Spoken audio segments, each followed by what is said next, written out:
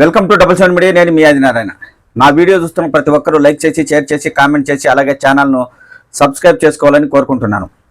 Telugu Desam party ప్రతి ఏడాది మహానాడు నిర్వహించడం ఆనవాయితీ. అయితే ఈ ఏడాది కూడా తెలుగుదేశం పార్టీ కడప నగరంలో మహానాడు నిర్వహించాలని అధిష్టానం నిర్ణయం తీసుకుంది.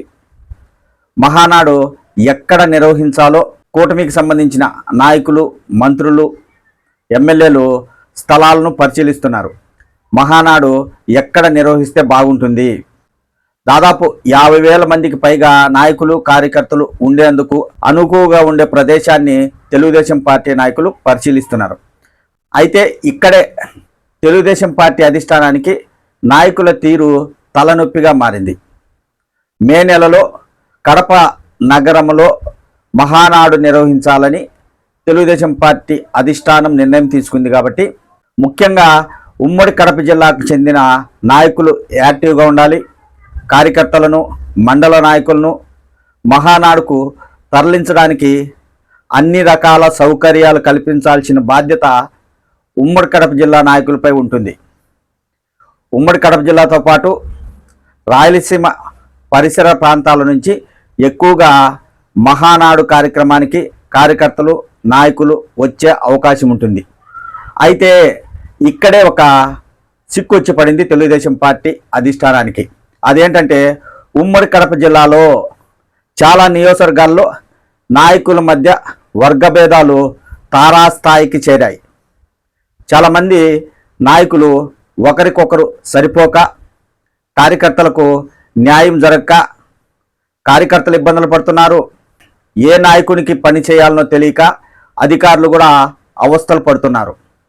ప్రస్తుతం ఉమ్మడి కడప జిల్లాలో చూసుకుంటే మొదటిగా కడప నియోజకవర్గంలో చూసుకుంటే ఎమ్మెల్యే మాధవరెడ్డి, జిల్లా అధ్యక్షుడు శ్రీనివాసులు రెడ్డి వర్సెస్ అలంకానపల్లి లక్ష్మిరెడ్డి, అమీర్బాబు మధ్య వర్గభేదాలు ఉన్నాయి. ప్రొద్దుటూరు నియోజకవర్గం చూసుకుంటే అక్కడ ఉక్కు ప్రవీణ్ రెడ్డి గారికి ప్రస్తుత ఎమ్మెల్యేగా ఉన్న వరదరాజుల రెడ్డి మధ్య విభేదాలు ఉన్నాయి. ఇక పులివెందల్లో ఇటీవలే మనం చూసాము, రాష్ట్ర మంత్రి సవితమ్మ ఆధ్వర్యంలో నాయకులతో సమావేశం నిర్వహించారు. ఆ సందర్భంగా మాజీ MLC Pulivendula incharge BTech Ravi మరియు ఎమ్మెల్సీ రాంభూపాల్ రెడ్డి వర్గీయుల మధ్య వాగ్వాదం జరిగింది. దాదాపు తోపులాట కూడా జరిగింది. చివరికి రాంభూపాల్ రెడ్డిపై దాడి చేయడానికి కూడా బీటెక్ రవి వర్గీయులు ప్రయత్నించారనే ప్రచారం కూడా జరిగింది. ఆ ఇరువురు నాయకుల మధ్య వర్గభేదాలు తారాస్థాయికి చేరాయి.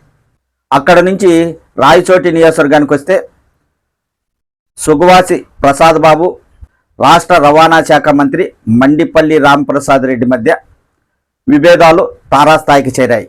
సుగవాసి ప్రసాద్ బాబు గారికి ఎవరైనా వెళితే ఏదైనా పని మీద అలాంటి వారికి మంత్రి మండిపల్లి రాంప్రసాద్ రెడ్డి గారు ఎలాంటి పనులు చేయడం లేదనే ప్రచారం ఒకటి జరుగుతుంది.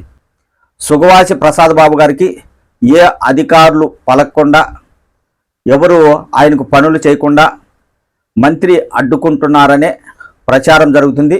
వారిద్దరి మధ్య విభేదాలు తారాస్థాయిలో ఉన్నాయనేది జరుగుతున్న ప్రచారం. రాజంపేట నియోజకవర్గంలో చూసుకుంటే ఎన్నికల సమయంలోనే వర్గభేదాలు ఉండేవి. తర్వాత కూటమి ప్రభుత్వం అధికారంలోకి వచ్చినా ఆ వర్గభేదాలు అలాగే కొనసాగుతున్నాయి.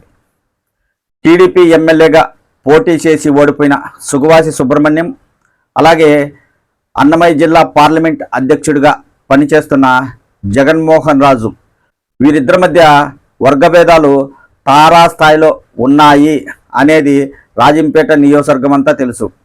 ఇటీవల ఇన్ఛార్జి మంత్రి బీసీ జనార్దన్ రెడ్డి గారు రాజంపేట నియోజకవర్గంలో పర్యటించినప్పుడు ఇరు వర్గీయుల మధ్య వాగ్వాదం కూడా చోటు చేసుకుంది. ఇకపోతే రైల్వే కోడూరు, ఆ నియోజకవర్గంలో ప్రస్తుత ఇన్ఛార్జి రూపానందరెడ్డి ఎప్పటి నుంచో గతంలో ఇన్ఛార్జిగా పనిచేసి తెలుగుదేశం పార్టీ తరఫున సీనియర్ నాయకుడిగా ఉన్న కస్తూరి విశ్వనాథ నాయుడు మధ్య వర్గభేదాలు కూడా ఉన్నాయి. ఆ నియోజకవర్గంలో జనసేన పార్టీ తరఫున అరవ శ్రీధర్ గారు ఎమ్మెల్యేగా గెలవడం జరిగింది. ఆ నియోజకవర్గంలో పేరుకు మాత్రమే ఎమ్మెల్యే అరవ శ్రీధర్ గారు ఉన్నారు. ఆయన ఎలాంటి పనులు చేయడం లేదు, మొత్తం రూపానందరెడ్డి కుటుంబ సభ్యులే అన్ని పనులు చేస్తున్నారనే ప్రచారం జోరుగా సాగుతుంది. అక్కడ వర్గభేదం ఉంది. ఇక అక్కడి నుంచి బయటికి వెళితే తంబలపల్లి, ఈ నియోజకవర్గంలో ప్రస్తుత ఇన్ఛార్జి జయచంద్రారెడ్డి, మాజీ ఎమ్మెల్యే శంకర యాదవ్ వర్గీయుల మధ్య వర్గభేదాలు ఎలా ఉన్నాయంటే, వారు వాగ్వాదం చేసుకొని చివరికి ఒకరిపై ఒకరు దాడి చేసుకునే స్థాయిలో అక్కడ వర్గభేదాలు ఉన్నాయి. ఇటీవల కాలంలో అన్నమయ్య జిల్లా ఇన్ఛార్జి మంత్రి బీసీ జనార్దన్ రెడ్డి గారు, అలాగే ఎమ్మెల్సీ దీపక్ రెడ్డి గారు నియోజకవర్గాలలో పర్యటించారు. నాయకులతో సమావేశాలు నిర్వహించి సమన్వయపరచాలని. అయితే రాజంపేటలో, రైల్వే కోడూరు, తంబలపల్లి ఈ 3 నియోజకవర్గాలలో వారి ఆధ్వర్యంలో నాయకులతో సమావేశం నిర్వహించారు. అయితే ఆ 3 సమావేశాలలో ఒక్కో నియోజకవర్గంలో ఇరు నాయకుల వర్గాల మధ్య వాగ్వాదం చోటు చేసుకుంది. ఒకరిపై ఒకరు దాడి చేసుకున్నారు, బాహాబాహీకి దిగారు. ఇలాంటి సంఘటనలు చోటు చేసుకున్నాయి. అన్నమయ్య జిల్లా ఇన్ఛార్జి మంత్రి ఆ నియోజకవర్గాల్లో సమావేశాలు నిర్వహించినప్పుడు అక్కడ జరిగిన పరిణామాలను అధిష్టానం దృష్టికి తప్పకుండా తీసుకువెళ్ళి ఉంటారు. అయితే మనము ఇవన్నీ ఇప్పుడు ఎందుకు చెప్తున్నామంటే, మే నెలలో కడప పట్టణంలో మహానాడు కార్యక్రమం నిర్వహించడానికి అధిష్టానం అన్ని రకాల చర్యలు తీసుకుంటుంది. ఈ మహానాడు కడప నగరంలో నిర్వహిస్తున్నారు కాబట్టి ముఖ్యంగా ఉమ్మడి కడప జిల్లాకు చెందిన నాయకులు యాక్టివ్గా ఉండాలి. మరి ప్రతి నియోజకవర్గంలో నాయకుల మధ్య వర్గభేదాలుంటే మహానాడుకు నాయకులను, కార్యకర్తలను తరలించడానికి వీలు పడుతుందా? ప్రస్తుతం ఏప్రిల్ నెలలో మనం ఉన్నాం. ఇక మే 27, 28, 29 తేదీల్లో మహానాడు నిర్వహించాలని తెలుగుదేశం పార్టీ అనుకుంటుంది.